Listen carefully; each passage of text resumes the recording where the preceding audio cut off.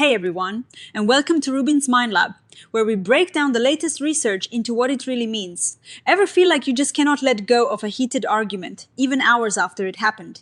You are replaying the scene in your head, thinking about what you should have said, and feeling your heart racing all over again. Today we are looking at why some people get stuck in this cycle of anger, and whether it actually keeps our bodies on high alert. Most of us have been there, we have a disagreement, and even after the situation is over, our brains decide to hit the repeat button. Researchers call this anger rumination. It is basically like your brain staying stuck on a loop of frustration, analyzing the causes and the consequences over and over.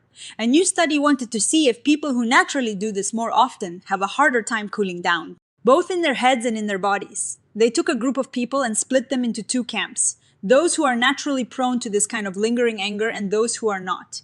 To get the data, they used a bit of a classic psychology setup. They brought participants into the lab, got them into a relaxed, neutral state, and then asked them to vividly remember a time in their life when they got really angry and lost their temper. They monitored their heart rate and blood pressure throughout the process, from the calm start into the heat of the memory and during a final cool down phase. When the researchers looked at the physical data, they found something quite surprising. Both groups of people started showing signs of stress as soon as they began remembering those angry moments.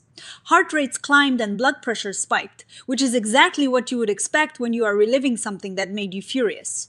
But here is the kicker. While those prone to anger rumination did show a sharper jump in heart rate during the recall, the actual cool-down period looked pretty similar for everyone. Once the recall task was over, everyone started to settle back down. The idea that people who ruminate stay physically stressed for much longer just did not show up in the heart rate or blood pressure numbers. Instead, the study suggests that the physical heart racing is more of a short-term response to the stress of the memory rather than a long-term state that distinguishes one group from the other. So, if their bodies are recovering at the same speed, why does rumination feel so much worse? That is the real mystery the study helped solve. Even though their heart rates leveled off similarly, the people who were high in anger rumination reported feeling much more internal distress. They felt more irritable, they felt more lingering fear or nervousness. And they had a much harder time shaking off the thoughts of the event. Think of it like this. You have a physical reaction to a threat, which is your body doing what it is designed to do.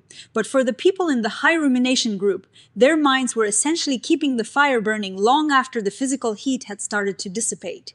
It is the difference between a physical reflex and a mental habit. The physical part of the anger eventually fades, but the mental part, the part that keeps reminding you how angry you should be, that is the thief of your peace. When the researchers asked them to try to let go of the thoughts, the people in the high rumination group were just stuck. They could not easily switch gears to something else.